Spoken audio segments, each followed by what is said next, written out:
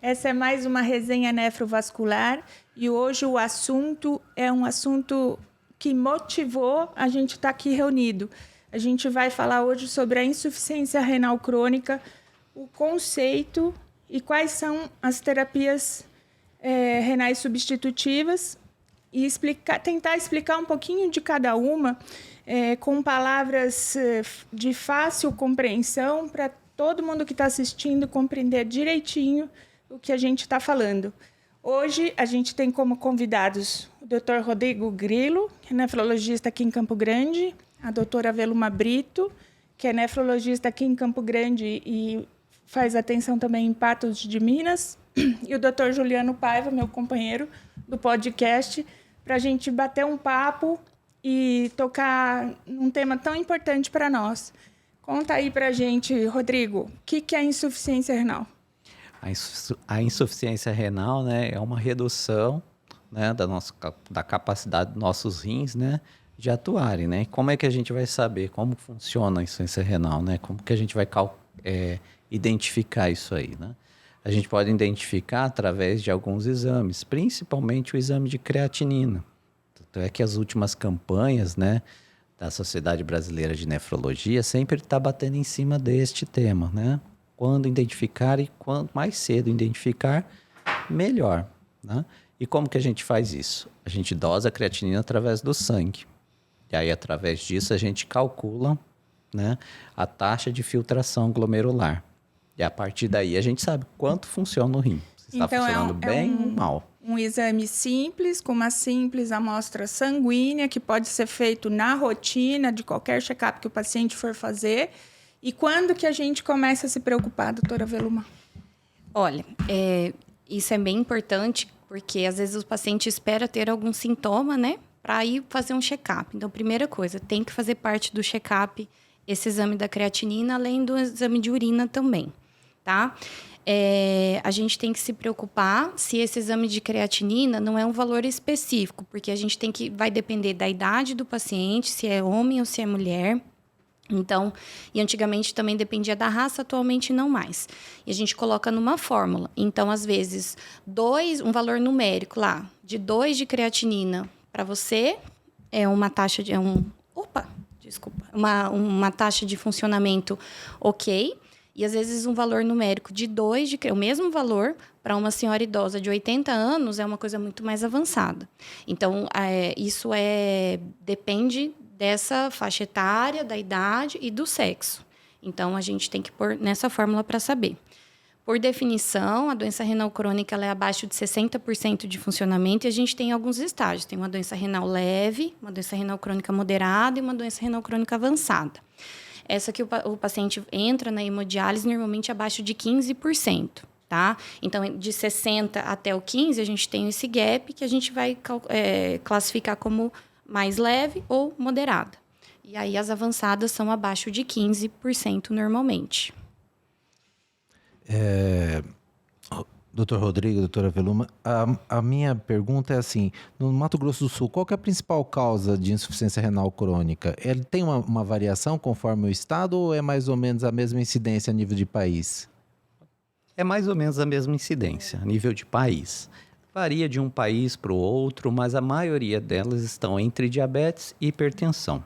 São as duas maiores causas de insuficiência renal crônica no mundo inteiro. No mundo e no Brasil. Alguns países a prevalência um pouco maior de diabetes, outros maiores de hipertensão, mas de modo geral as duas estão ali quase que empatadas ali. Os sinais e sintomas, eles são bem variados, né? E me parece que na fase inicial o paciente não tem muita sintomatologia. Como é que ele pode fazer uma prevenção ou começar a se preocupar para fazer um diagnóstico precoce? Então, é isso que a gente vem batendo na tecla, que o Dr. Rodrigo comentou. A sociedade, ela vem batendo assim. Então, se você tem fator de risco, você tem pressão alta, se você tem diabetes, se você está acima do peso, se você fuma, se você é sedentário, se você tem um histórico familiar na sua família, várias pessoas fazem diálise, já ouviu falar que alguém tem algum tipo de problema renal.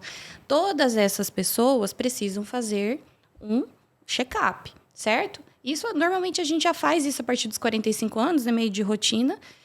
Mas, às vezes, por exemplo, é um jovem de 20 anos que está com pressão alta, opa, tem que ver meu rim. Às vezes é um diabético com 15 anos, porque é diabético tipo 1, a pessoa tem 15 anos de idade, tem que sempre olhar para o rim. Então, a partir dos fatores de risco, faço esses exames de rotina, que é a creatinina no sangue e o exame de urina simples, e aí identifico se tem aquela taxa de funcionamento abaixo de 60. Se eu tenho abaixo de 60, tenho doença renal crônica. E aí vai ser encaminhado para o nefro para depender desses estágios, leve, moderado, avançado, vai ter algum tipo de tratamento, orientação diferenciada, modificação de remédio diferenciado. Mas, assim, em termos gerais, o que a pessoa tem que fazer? Ela tem que ter um bom estilo de vida, é o que todo mundo deveria ter. Então, reduzir sal é para todo mundo, evitar shoyu, sazon, temperos prontos, esse tipo de o temperinho do miojo. A pessoa tem que fazer atividade física, a pessoa tem que tentar abandonar cigarro, a pessoa tem que estar controlando a pressão, ou pelo menos medir a pressão uma vez ao ano, se ela não sabe, porque às vezes não tem pressão alta e nem sabe, né? Então, essas medidas que a gente tem que fazer. A questão, beber água é tudo? Se eu beber água, nunca vou ter problema no rim? Bem que a gente queria, né? Não necessariamente. Essa questão da água ela é muito ligada à pedra no rim. E como o doutor falou, a principal causa de doença renal crônica é pressão alta e diabetes, não é de pedra. Então, beber água não te garante que você tenha um rim saudável, né? Então, é meio que por aí. Claro uma que faz bem. Uma boa hidratação faz parte bem do cuidado, para todo não mundo. É o que determina, né? A gente realmente pergunta como que você faz para cuidar do seu rim. Todo mundo fala, eu tomo muita água, né? Exato. Para melhorar isso. Deixa eu fazer uma pergunta que é cabulosa. Com essa alimentação saudável, academia, grande quantidade de gente está tomando creatina. E aí eu explico que creatina é um suplemento, creatinina é o exame de sangue, só que no final, qual que é a interferência do uso da creatina sobre a creatinina e se a gente tem que considerar alguma coisa nisso? Só para a gente deixar claro aqui. É uma dúvida. Eu vou passar para ela que ela fez um vídeo esses dias sobre isso. O pessoal ama, né, usar creatina. Então, assim, creatina é um suplemento bem indicado para quem faz atividade física, ponto. Se a pessoa não se movimenta, não faz força muscular, principalmente então musculação, não tem muito sentido. Número 1. Vem sendo estudado, melhora Alzheimer, melhora isso, para isso ainda não tem trabalhos bem definitivos, mas para melhorar a força, a explosão muscular, para você treinar melhor, é muito bem-vindo. E como atividade física hoje em dia é tudo, então que bom que a creatina vem para isso. Só que a creatina, ela se degrada quando você toma ela se transforma em pedaço depois que o músculo a utiliza como fonte de energia. O músculo foi lá, fez a contração, ela vira creatinina, que daí é o que me confunde. Então, porque a creatinina é o exame que eu doso no sangue para eu fazer a porcentagem. Se eu estou tomando creatina e ela vai virar creatinina, claro que uma tomando mais vai subir a outra, né? Porque elas são, em última análise, uma vai se transformar na outra. E aí, hoje em dia, a gente fica nessa dúvida. Será que o aumento... Então, pacientes que tomam creatina, eles normalmente têm um aumento do exame de sangue da creatinina. Só que são aumentos pequenos, esperados. E aí, só que a gente nunca sabe, porque às vezes é só o efeito da creatina. E quanto tempo a gente tem que suspender a creatina para ter uma dosagem para saber, né, se está interferindo ou não? 1 mês, porque é um suplemento de carregamento. Então, antes de 1 mês, não dá para você repetir o exame. Hoje em dia, a gente tem um outro exame de sangue, que custa em torno de R$80, não é coberto nem pelo SUS e nem por nenhum plano, que se chama cistatina C. Uma outra forma é uma creatinina melhor, mais nova, e a gente dosa, e ela não tem essa interferência da massa muscular, nem do uso do suplemento da creatina, desculpa. Então, a gente também lança a mão desse exame. Ou o paciente está tomando e interrompe por 1 mês e repete, se voltar para o basal, né, caiu, tá tudo bem. Ou se ele não quer parar, porque às vezes ele é atleta, ele corre, ele se exercita bastante, ele faz a cistatina C, e aí a gente tem essa comparação.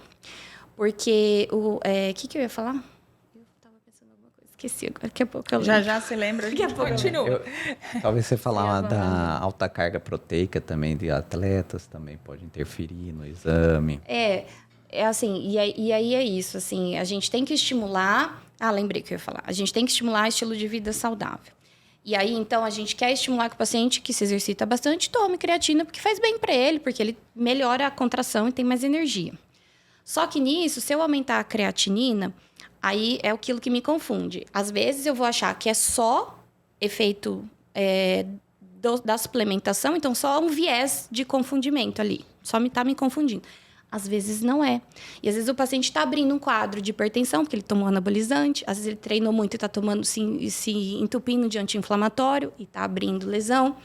Então, o duro é isso, a gente separar o joio do trigo. Então, por isso que às vezes a gente não sabe. Às vezes a gente vai confiando, porque o paciente é jovem. Sim. E aí são pequenos aumentos. E você fala assim, não, pode ir tomando creatina. O senhor está malhando? Não, estou malhando. Só que às vezes, se você não conversa bem, o paciente está ciclando com testosterona. O paciente está tomando anti-inflamatório. O paciente não te contou que ele já teve uma nefrite na infância e ele esqueceu disso. Então, o grande problema é esse, porque dele me confunde. Eu não sei se é uma coisa ou outra. Aí entra a cistatina C, uma avaliação de albumina. Aí a gente faz uma avaliação mais completa para ter certeza. Entendi. Entendeu? Então, sempre um paciente em uso de creatina que sobe a função renal, ele não deve só deixar de tomar creatina e ficar tranquilo. Ele tem que ir atrás, né? Porque a maioria das vezes vai ser tudo bem. Agora... Pode ser que não seja, e é isso que é o duro. E aí a gente está deixando passar, o paciente vem para saber se está tudo bem. Então, quando eles vêm comigo, eu faço essa avaliação completa, porque eu fico com medo. Daí você tem que insistir. E quando você não pergunta, o paciente não fala. E a quantidade de paciente hoje em dia tomando anabolizante é uma coisa absurda. Eu não tinha, assim, costume... Tem 1 ano e meio só, eu acho, mas que eu pergunto de rotina na anamnese. É tipo assim, sei lá, do meu consultório, 80%.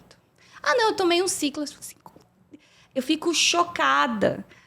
É muita gente tomando anabolizante. Aí começa, a pressão sobe. Outra dose. É muito engraçado. Eu vejo pessoal de academia, meus sobrinhos treinam e tal, um falando para o outro a dose que usa, que ciclo que faz, que você tem tanto de peso, você tem que usar tanto. Exato. Aí eu falo, gente, eles estão se Como se fosse a receita de bolo, né? Só seguir ali. Usam suplementos de veterinários, usam vitaminas lipossolúveis, do A, D, E e K, muitos. Aí, olha, aí nesse combo aí da academia, do pessoal que se autoprescreve, vem muita coisa junto, hormônio tiroidiano.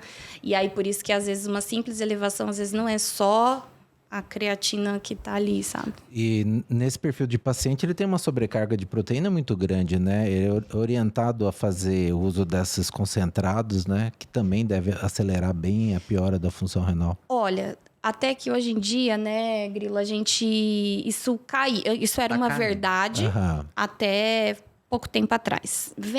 A gente vem trabalhando nisso, vem saindo mais estudos que não necessariamente essa sobrecarga proteica é algo igual antigamente. Assim, tem sobrecarga proteica, vai gerar uma sobrecarga renal também.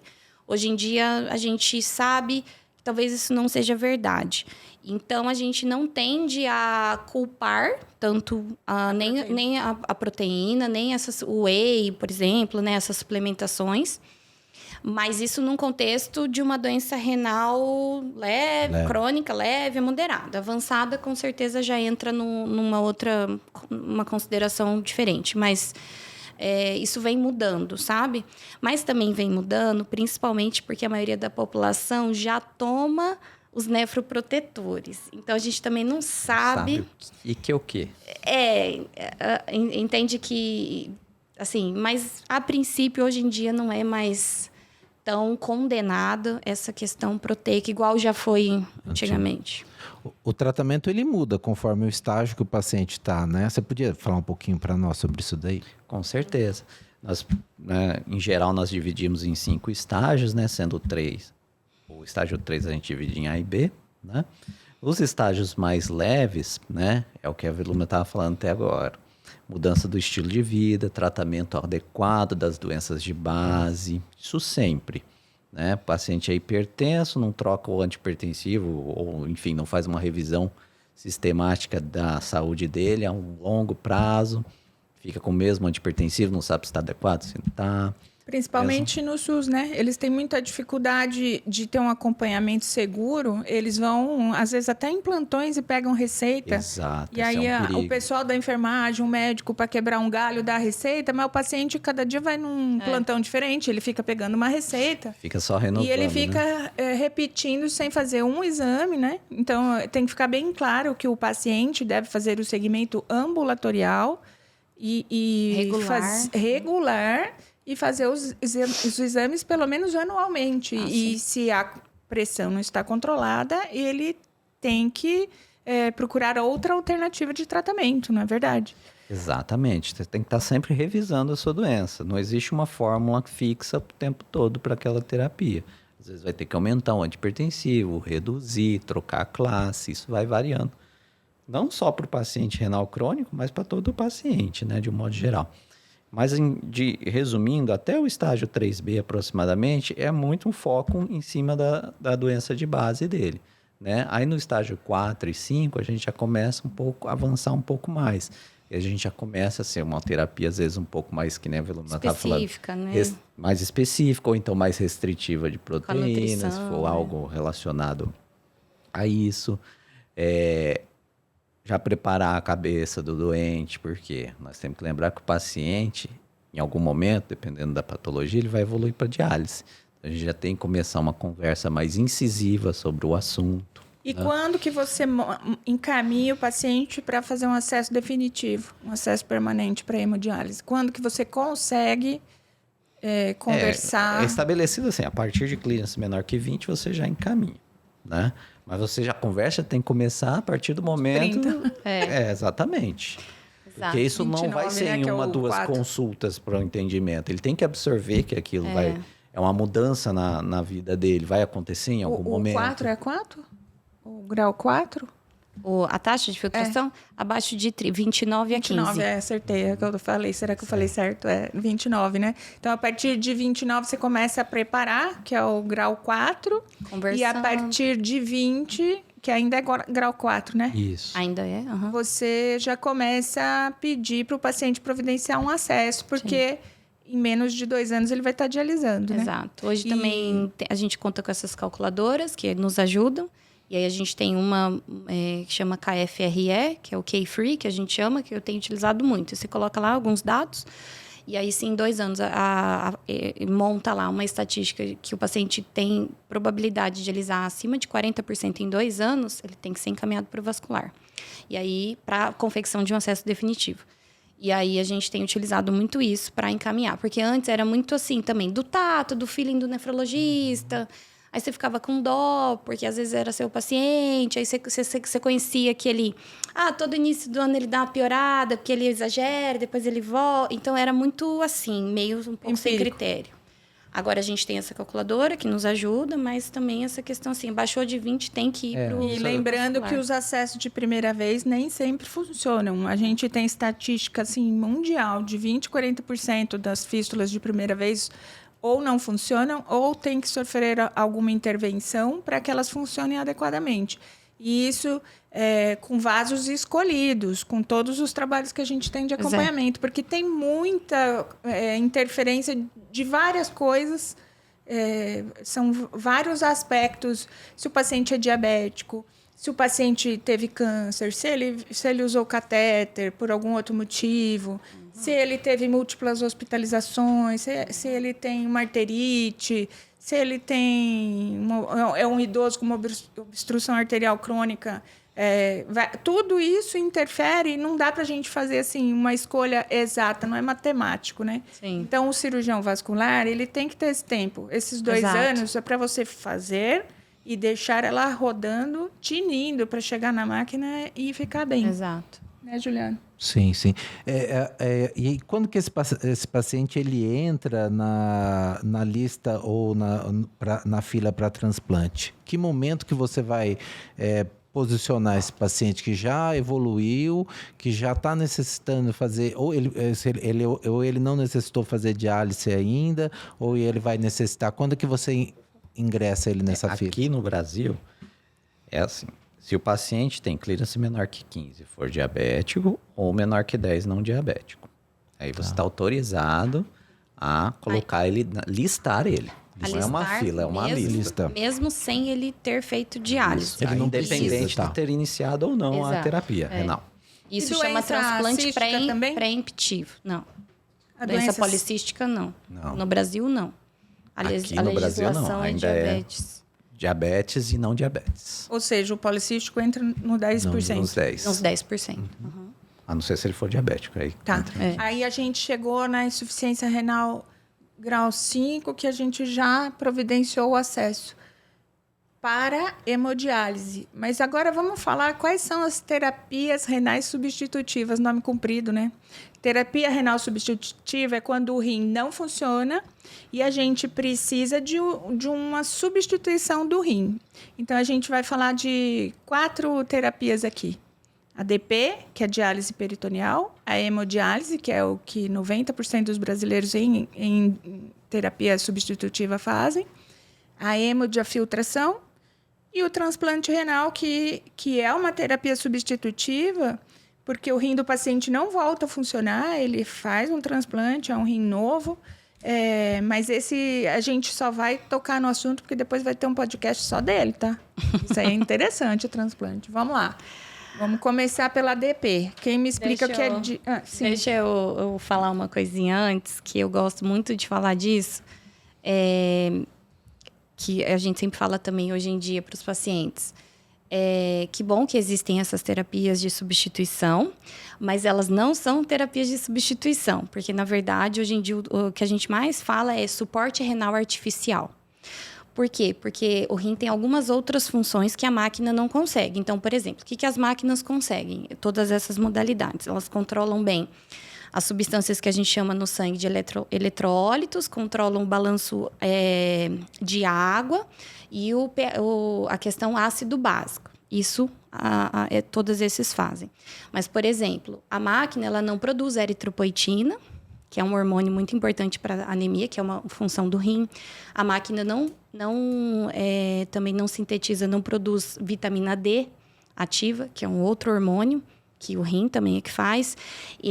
A máquina não produz renina, outro hormônio. Então, assim, tem várias outras coisas que são importantes que o rim faz e que essas terapias não conseguem. Por isso que hoje em dia a gente chama de um suporte renal artificial. Até para falar... consegue?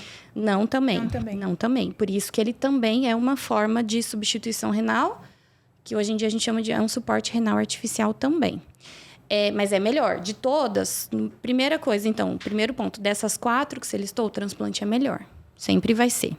Mas, e aí é importante, eu sempre falo disso, porque justamente por isso que não é perfeito o tratamento e por isso que os pacientes têm alguns sintomas ainda residuais, por isso que vem tentando, a gente sempre tenta, né, a comunidade científica, trazer coisas novas. E aí, por isso que a HDF, a hemodiafiltração que a gente vai comentar, ela vem nesse sentido, para justamente melhorar um pouco, tentar evoluir, né? Nessa questão de não substituir o rim, mas pelo menos ir melhorando algumas coisas para que o paciente se sinta melhor. A hemodiálise é uma terapia de hemodepuração, você utiliza o sangue para depurar as toxinas, como a Veluma já pontuou para a gente, né? Do sangue, né? E controle de volume, né? Água do corpo. Né? Como é que ela é feita? De maneira bem simples. Você pega o sangue, passa por uma máquina, dessa máquina ela bombeia através de um filtro, e esse filtro vai entrar em contato com uma substância mais pobre dessa substância de potássio, de ureia, e vai fazer essa troca através de uma membrana e vai devolver um sangue mais purificado nesse sentido. Né? Ou seja, a hemodiálise funciona como um filtro para você. Então, a gente tem que lembrar que isso é bom. Fazer hemodiálise não é ruim. Eu sempre gosto de explicar muito bem isso para o paciente, porque eu faço o acesso para ele viver bem, para ele conviver mais tempo com a família dele, porque se ele não fizesse o tratamento, ele terminaria em óbito, porque assim, o rim não funciona, para de filtrar, você se intoxica. Não tem jeito. Então, assim, a gente sempre tem que trabalhar bastante. Eu tento sempre conversar, eu fico no SUS, principalmente com anestesia local, 1 hora conversando com o paciente, o copo sempre está meio cheio. A gente tem que achar muito bom que a gente está conseguindo fazer o tratamento, né? Sim. Então, a hemodiálise funciona como um filtro o seu sangue passa, filtra, chama até filtro, né? Dá para usar o termo. E aí a DP, como que funciona? A diálise peritoneal. Ó, e aí, então assim, só vou voltar também, porque eu gosto de explicar assim, diálise antes. O que é a diálise? Diálise é um processo físico que é da limpeza das impurezas do sangue, ponto. E aí, então, esse é um processo único, diálise. Aí eu posso ter a hemodiálise, que é o que o Dr. Rodrigo acabou de explicar, que é o da máquina, que tem essa bomba, que entra em contato com o sangue, que entra a questão da fístula, que é o acesso vascular definitivo que vocês fazem pra gente. E isso é a hemodiálise. É o principal no Brasil, no mundo, enfim.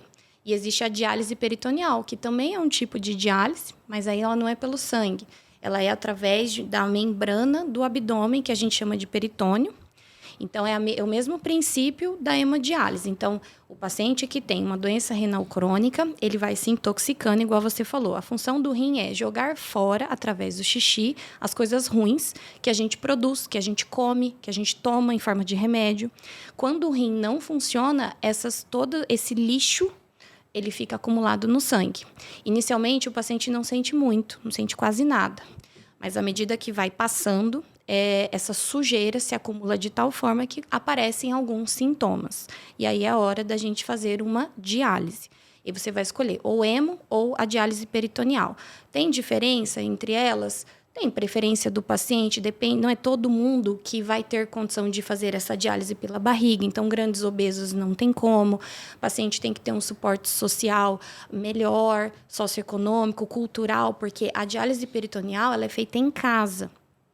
O paciente é treinado, um familiar é treinado, mas é um processo mais passivo, então, mais ativo. O paciente é que tem que fazer tudo, praticamente.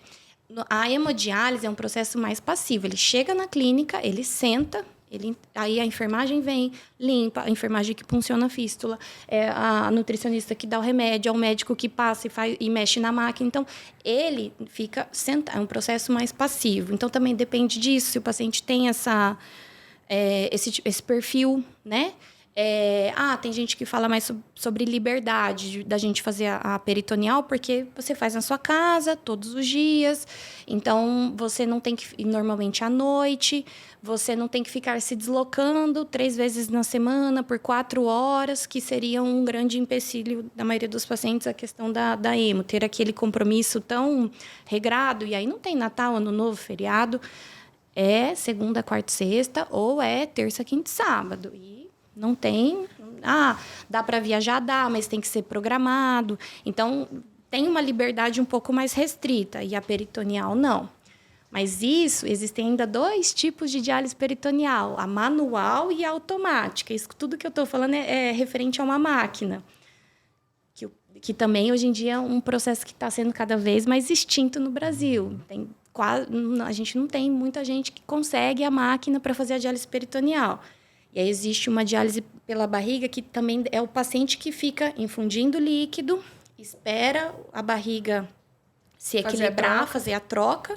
Então, estou com sangue sujo, entra em contato com um banho que tem coisas boas, faz essa troca e devolve um sangue limpo, cheio de coisas boas, e vai embora pelo ralo, literalmente, do banheiro do paciente, o que seria o xixi, né? Que vai embora aquele líquido com as coisas ruins. E no censo de 2023, a gente viu, acho que é 3%, né? Em torno de 3% que fazem diálise peritoneal, qualquer uma das duas, né? Exato. No Brasil é bem pouco, né? É muito pouco. Aí também é uma série de questões... Questões socioeconômicas, políticas. Precisa de incentivo, a sociedade brasileira sempre tenta, mas é difícil, assim, implementar. Até para você implementar para um paciente, tem que fazer uma visita social na casa do paciente, ver se tem um banheiro perto dele, se tem um cômodo exclusivo. Então, exige que não é todo mundo que tem essa condição. E tem uma necessidade de higienização, esterilização de superfície, cuidado. E que, às vezes, os pacientes não têm muita noção de higiene básica. Muitas vezes a pessoa não lava a mão após o banheiro. Você imagina mexer com um catéter Que na vai barriga. dentro do seu peritônio. Peritonite para todo lado, né? Que está dentro de você, que está dentro da sua barriga, que é um local que não tem tanta defesa. Mas Se a assim, bactéria que cai. é uma diálise tão efetiva quanto a hemo, ela é a diálise peritoneal, muito boa para pacientes idosos, que têm uma mobilidade restrita, para não ter que ficar se deslocando, principalmente cardiopatas, pacientes que têm problemas graves cardíacos, porque ela é mais lenta, ela demora mais, então ela é mais, vai tolerando mais, não tem essa questão das quedas abruptas de pressão que podem acontecer com mais e normalmente acontecem com mais frequência na hemodiálise. Então, assim, tem essas, mas ambas são processos de diálise, então de limpeza do sangue. E a hemodiafiltração que eu vi no censo é mais ou menos 8% da população, né? A hemodiálise 88%, a hemodiafiltração 8% e a DP 3%. Como que é a hemodiafiltração? O que ela tem de diferente? Na hemodiafiltração, você tem um processo de diálise mais uma terapia adicional, que é chamado de convecção, né? Para facilitar aqui, o que é a convecção? É como se fosse um arraste das moléculas, né? Você tem dentro da terapia, você tem o filtro igual da diálise, você tem as trocas pelo filtro, e associado a isso, você tem uma infusão de líquido dentro do paciente, e faz com que esse líquido depois seja puxado ao final do filtro, né? E nesse movimento de infundir e puxar, você arrasta as moléculas também, né? Então você consegue arrastar mais moléculas e principalmente mais moléculas de tamanho maior, né? Acaba que nessas moléculas de tamanho maior, você arrasta também as moléculas inflamatórias. Então você tem uma terapia, seria um upgrade da hemodiálise, né? Está ainda na verdade, essa terapia existe desde 1970, assim, e vem se aumentando, né? A partir dos anos 2000 que foi bem difundida, né? É mais na Europa e na região da Ásia, ali, principalmente no Japão. Aqui você comentou que a ANS Isso, em relação no Brasil, a ANS reconheceu em 2021. Então, para nós recente. é super nova, né? É super recente. Então, agora que está sendo bem difundida no Brasil, e já corresponde a 8%. Nos convênios, né? Mas, infelizmente, isso ainda está dentro da saúde complementar. Não está ainda dentro do SUS, né? Você precisa de um acesso melhor? Exatamente. Dos problemas da hemodiafiltração é que você precisa de um acesso adequado. E esse acesso adequado tem que garantir um fluxo de pelo menos 350, 400 ml por minuto, lá na bomba, né? A hemodiálise, quanto que vocês precisam? 300? Mínimo. No mínimo E 300. a hemodiafiltração, até quanto que você faz hemodiálise de fluxo? Olha, assim, teoricamente 450, 500 seria excelente. Na prática, aqui em Mato Grosso do Sul, raros os pacientes que conseguem 400. Mas conseguem por quê? Tem clínica? Eles têm alguma alteração ou a fístula não... Não, porque Traga. por conta, vai ter que trocar a agulha para puncionar mais grossa, eles não gostam. querem, porque vai doer mais. Tem muito paciente que já se acomodou, veio de uma cultura de anos, que antigamente nem tinha esse conhecimento, então nem se dava, acho que, tanta importância essa questão do fluxo. E aí, então ninguém pegava no pé, e aí você começa a aumentar lá o rolete, e eles começam a falar que se sentem mal, que está acelerando o coração. Alguns, de fato, acho que sentem, outros, eu acho que Tem também uma ansiedade, tem uma né? questão psicológica. Porque Aí às tem vezes eu vários passo e falo, fatores. tem que aumentar, nossa, Ou realmente tá tão pouquinho. a fístula, de fato, não Dá tá um boa, fluxo. porque a gente não tem... Agora a gente tem, né, essa conversa de ficar monitorizando, tem que mandar para vocês para ficar vigilando, né, em vigilância desses acessos, porque eles não querem ir, Sim. porque eles falam que a fístula tá ótima, e aí chega lá para vocês e vocês vão propor uma angioplastia, que a gente sabe que agora é de tempos em tempos, né? Que eles vão falar, mas eu tava bem, agora me arrumaram a cirurgia. Então, assim, aí tem várias questões. Me arrumaram a consulta, me arrumaram o Doppler, me arrumaram agora que eu tenho que internar, vou ter que operar, eu não estou sentindo nada, eu estou dialisando. Então, assim, é difícil. Mas eu cheguei aqui em Campo Grande em 2018. Só tinha fluxo de 250. Agora, né? Agora já tá. 300 a gente já conseguiu bem, assim, na maioria dos lugares que eu trabalhei. A gente tem que mudar né? essa rotina de... O Rodrigo tá de responsável técnico de uma das grandes clínicas daqui. Ele vem, né, toda difícil, a sessão. mas a gente ele tenta. fica lá, não, vamos tentar. Só hoje. Mas o interessante até do podcast é para isso, para a gente falar a mesma língua. Todos nós, né? Então, assim, todos nós que temos contato com o paciente, Sim, tem temos que estimular. saber que 400 é melhor que o 250. Porque às vezes o paciente pergunta para mim que não vou lá na máquina. Agora eu vou, né? Agora eu vou mais. Mas que eu não ia antes lá na máquina falar, vamos aumentar o fluxo. E aí eu falava, tem que falar com o seu nefro. Assim, aí ficava um negócio, não é todo mundo que tem a mesma opinião, tá mandando eu perguntar para o outro, sabe? Talvez não é para ser, né? Então agora a gente consolidando, assim, as respostas, as posturas, todo mundo falando a mesma língua, acho que ajuda demais esses pacientes. Com certeza. Sim, Com sim. certeza. Outra coisa, desculpa, só para complementar do fluxo, os catéteres, né? Assim, aí às vezes a gente não tem os frentes adequados. E aí, os mais comuns que a gente tem de 12 frente não Não aguento. Não aguenta. aguenta, né? Passa de 300, 300. 300 chorando, né? Então, assim, aí se você vai dialisar com 14 frentes é outra coisa. Mas poucos lugares aqui em Mato Grosso do Sul têm essa disponibilidade. Ele dá simultâneo o volume de fluxo na hora que está realizando o HD? Sim, a gente que A programa. gente E aí você programa ali pode ir na hora. mudando na hora. Aí tem um sensor arterial e você consegue ver. Se tá Vamos levar realmente. o Juliano lá para falar para o paciente. Mostra, Olha, o seu mostra na fluxo está baixo. Eu falo. Mas deixa eu falar da HDF também. Fala. A minha... Como chama isso? Minha imagem ilustrativa, meu exemplo ilustrativo sim. da piscina. Então, só recapitulando, achei que o Rodrigo foi muito técnico. Vamos falar que o paciente precisa entender a nossa linguagem. Vamos lá. A hemodiafiltração, ela é uma diálise melhorada, com certeza. Ela junta outras questões. E eu falo para o paciente assim, imagina o seu corpo é uma piscina. A diálise, ela é o filtro da piscina. Então, ali sai sujeiras grosseiras, sai um cloro, sai algumas coisas bem importantes, mas já limpa a piscina, certo? Então, já limpa o seu corpo. Essa é a hemodiálise. A hemodiafiltração, ela é o seu corpo mantém sendo a piscina, então você tem o filtro, mas além do filtro, você também conseguiu fazer uma troca inteira da água daquele tanque.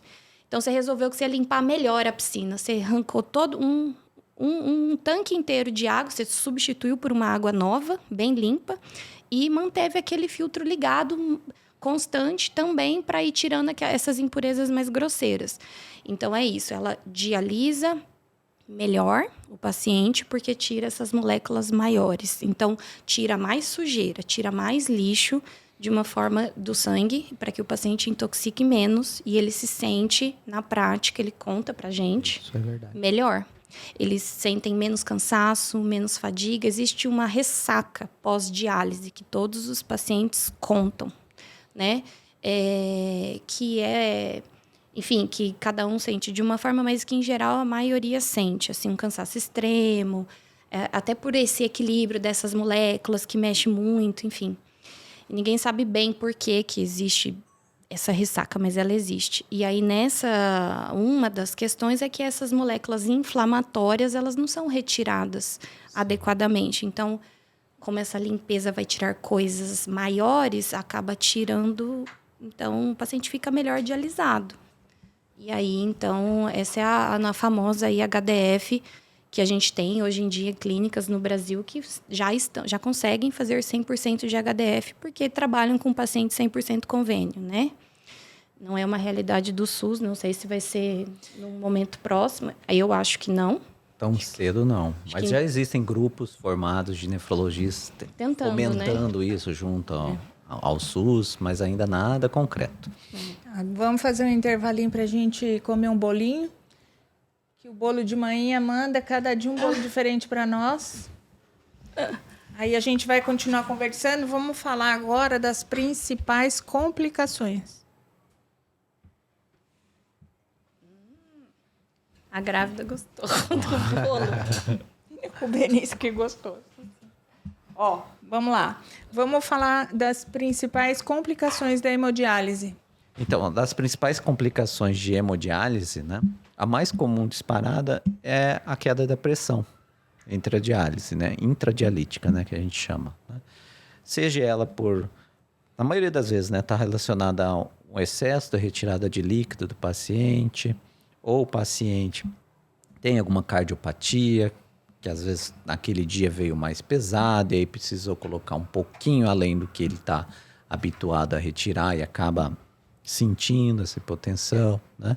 Outra questão muito comum, outra complicação muito comum é a queda da glicose também, principalmente nos pacientes diabéticos.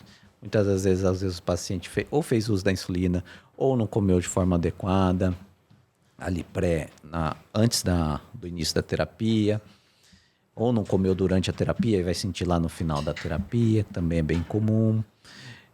Sangramentos existem, não são tão comuns, mas existem, principalmente sangramentos pequenos ali na retirada da agulha, que isso ao longo da terapia são no mínimo 12 sessões por mês. Se de 12 sessões ele perder sangue todas as vezes, sim, vai piorar a questão de anemia dele, por mais que ele esteja tomando a medicação para estimular, pode ajudar a perpetuar uma anemia ou piorar os níveis, né? Acho que principalmente são essas 3 complicações assim, disparadas maiores. Existem outras, mas são muito menores. Infecção também é uma questão, agora lembrando bem, que vai puxar um pouquinho já na diálise peritoneal. Infecções são comuns, especialmente nos pacientes com uso de catéter. Por isso, a briga eterna da gente sempre estimular o uso da fístula e realização da fístula e manutenção da fístula. Por mais que o paciente não esteja sentindo nada. Antes da punção, eles não querem. Não valorizam isso.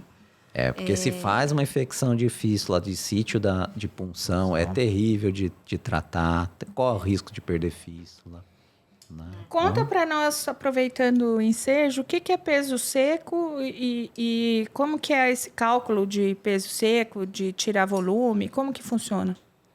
Peso seco é o menor peso do paciente sem o excesso de líquido. Como que eu vou saber qual é o menor peso sem o excesso de líquido? Nós não vamos saber. Tentativa e erro. É na base da tentativa e erro.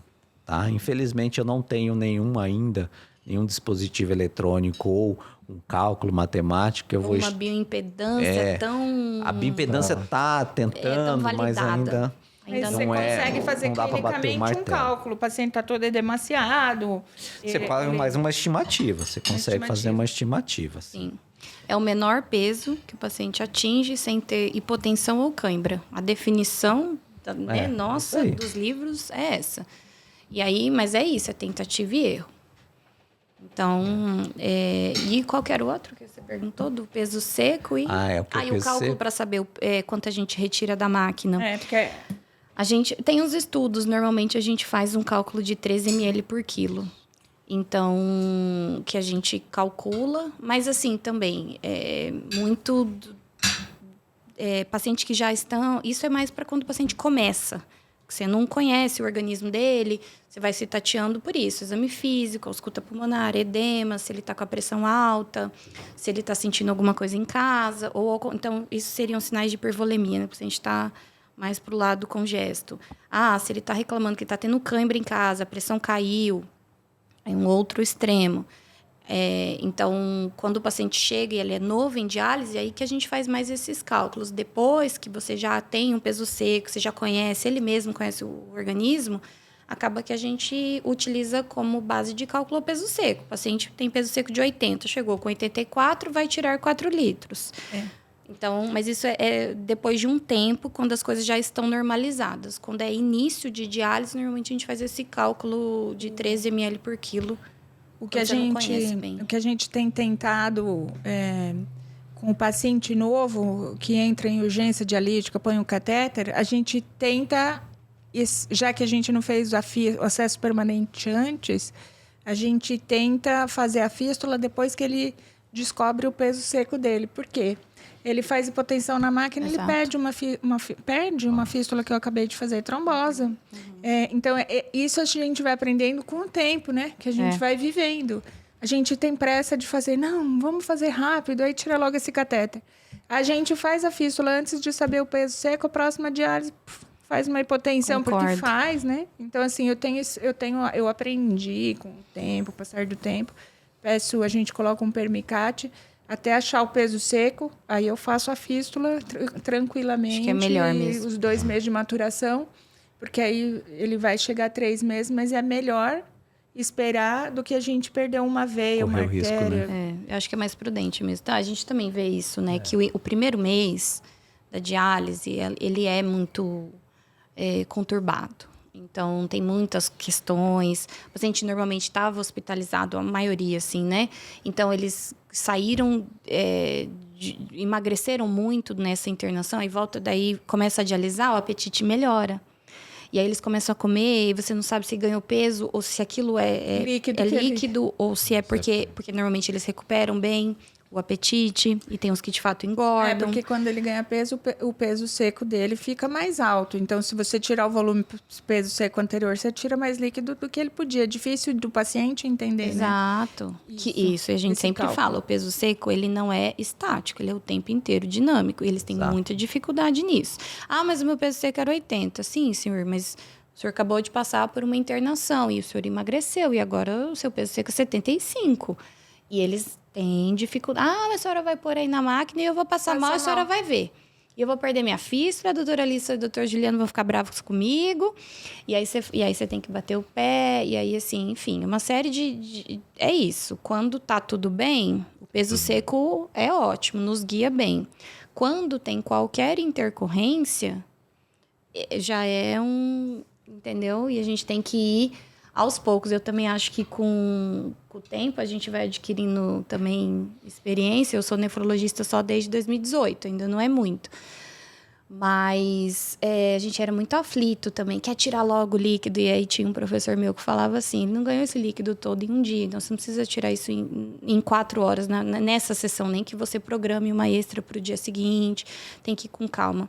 E tem que ouvir o paciente, porque às vezes ele fala assim, não, doutor, hoje eu não estou bem, eu não vou aguentar esse peso. E no início, a gente é mais, assim, muito literal, né? Ah, mas tem que tirar, porque não sei o quê. E às vezes é melhor você ir com calma e ouvir o paciente, ele sabe, ele conhece o corpo dele, e aí entra essas questões, né? A gente consegue observar quando a gente pega esse paciente que fez a hemodiálise e vai realizar o exame, como muda os parâmetros dele. O volume de fluxo dele após uma diálise não é o real, tá? Então, para nós, quando a gente tem acesso a esse paciente, o melhor momento para a gente avaliar é entre uma sessão e outra. Se a gente pega ele logo após a emo, legal, é verdade, o né? volume de fluxo dele está lá embaixo. O Doppler, né? Marcar o Doppler apenas se o paciente faz terça, quinta e sábado, marcar na quarta, né? O ideal é assim, eu vou entrar para fazer a emo e aí eu chego e faço o exame dele ali. Ele tá caixa cheia, ele tá ótimo, entendeu? Eu tô no melhor dele. Qualquer coisa que eu pego logo após, ele tá muito alterado.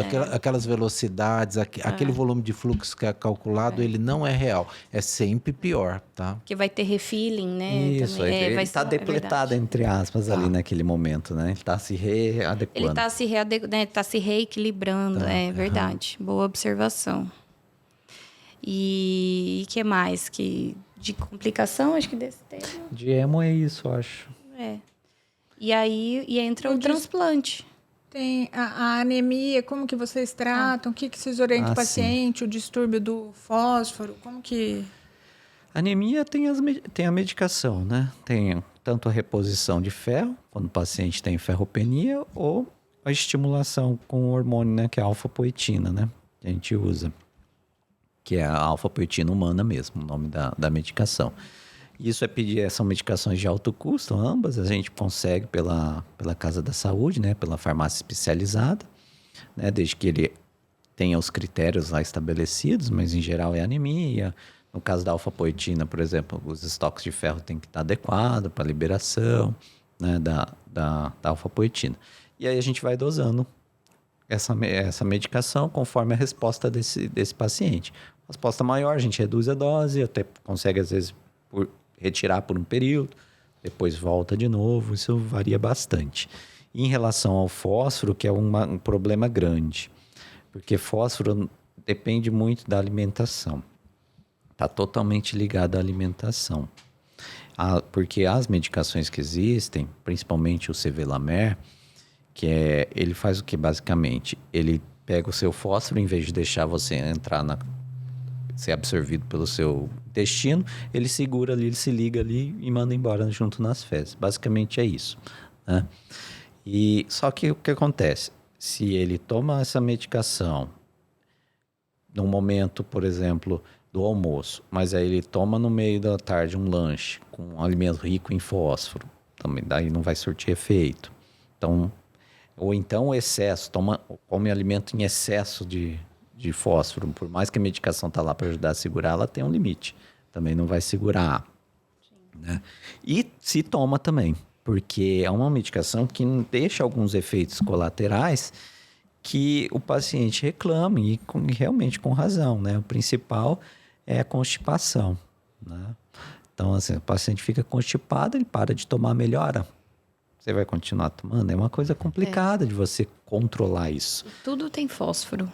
E, sim, infelizmente, praticamente tudo que você come tem fósforo. Uns mais, outros menos, né? Os principais, assim, carne tem muito fósforo, derivados do leite tem muito fósforo. Esses ultraprocessados, qualquer coisa no mercado que está em latinha, conservado, é baseado em alguma coisa de fósforo. Tem que olhar lá na lista dos ingredientes, vai ter lá qualquer coisa com fósforo, FOSF, clorito, cloridrato, não sei o que de fosfato, de fosfito. Se tiver esse fósforo, e assim, tudo que a gente come tem. Então, é difícil. Para o paciente, tem que ter um ajuste nutricional. Não é fácil a gente conseguir manejar esse distúrbio mineral ósseo, que daí entra essa questão do fósforo que vai se acumulando. O PTH, que é um hormônio que mexe com a qualidade dos ossos. Então, e que futuramente dá perda de massa óssea, dá osteopenia, osteoporose, risco de fratura, hiperparatiroidismo, que antigamente a gente via mais os pacientes com aquelas deformidades ósseas bem acentuadas, importantes. Hoje em dia a gente vê menos, que a gente tem mais remédio, né, para tentar tratar, mas não é fácil. Aí é isso, à medida que a doença vai... A vitamina D vocês repõem? Como que é? Também. Está indicado, principalmente abaixo de 20, né? A vitamina D. Aí a gente faz a reposição. E aí a gente sempre vai ficar olhando isso, assim, anemia, hiperfosfatemia, hiperparatiroidismo, deficiência de vitamina D, todos esses parâmetros, e acidose, que são coisas que a gente trata muito no consultório. A gente sempre fica de olho nesses parâmetros todos. O fósforo, o que eu ia complementando aqui, a questão da alimentação, já que tudo tem fósforo, tentar selecionar os alimentos que têm menos fósforo, porque infelizmente tudo tem.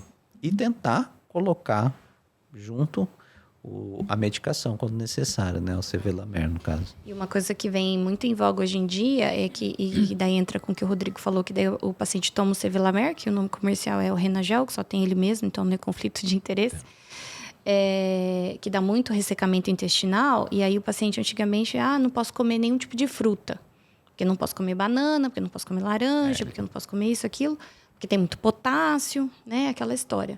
E hoje em dia a gente sabe que os alimentos que vêm de base vegetal, eles têm fósforo também, mas eles são menos absorvidos pelo nosso corpo, diferente da origem de fósforo de origem animal, tipo carne. Então, hoje em dia, assim, a gente tende a liberar muito mais, a gente quer que o paciente consuma fruta e verdura. Antigamente tinha muito essa questão de a gente mandava o paciente, cozinhar, ferver antes de comer. Qualquer verdura e qualquer legume ele tinha que ferver, jogar fora a água, ferver de novo, para ir reduzindo a quantidade de potássio. Só que nisso você perde vitamina, você perde tudo. E aí, né? Enfim, e além de ficar muito insosso, enfim, né? E aí era uma catástrofe e eles não comiam, porque além de dar trabalho, vai ter que fazer uma coisa separada que não vai ser a mesma comida da família. Enfim, e aí eles não comiam, e aí piorava o ressecamento. E hoje em dia a gente quer estimular, sim, que o paciente coma frutas e verduras e banana e laranja, porque não é isso que é o aumento do potássio necessariamente, que as plantas, essa dieta baseada em plantas, que a gente chama plant-based, que é isso, comer muita fruta, verdura, etc. É isso que vai ajudar. Ah, mas tem muito potássio, mas aí tem menos fósforo, e aí se você vai fazendo um equilíbrio e dá certo. Então, assim, tente comer comidas naturais, que vem, né, menos processada possível. Eu posso perguntar sobre transplante renal? É isso que eu ia falar agora. Porque nós estamos chegando no finalzinho, dá uma palhinha aí do transplante, Rodrigo. Vamos lá. A minha pergunta é assim, o transplante renal, ele é uma realidade para todos os pacientes? E quando que ele está indicado? Quando é que vocês indicam? Fala assim, esse é o paciente. Basicamente assim, para entrar na fila, entrar na lista, né? Paciente com clearance menor que 15 diabético ou menor que 10 não diabético. Ponto. Agora nós temos que ver outra questão. Quais são as condições de saúde desse paciente? É um paciente apto a realizar uma cirurgia? De grande porte. É a primeira coisa que eu falo para os pacientes, inclusive em consulta. Primeiro a gente tem que ver se o senhor é capaz de realizar uma cirurgia de médio, grande porte, né? Porque nós vamos ligar artéria, nós vamos ligar veia, nós vamos ligar ureter, olha o tamanho, olha quantas coisas nós temos que fazer cirurgia só no procedimento cirúrgico, né? Então, a primeira coisa é ver se não tem nenhuma doença cardiovascular que impeça ele de realizar o transplante, né? Isso é um ponto, né? Outro ponto é ver também questão nutricional, se é um paciente subnutrido ou desnutrido. Então, é possível trocar isso? Beleza, vamos lá. Vamos melhorar e vamos fazer acontecer. Tem uma doença oncológica em atividade? Não vou poder fazer. Por que a doença oncológica em atividade eu não posso fazer?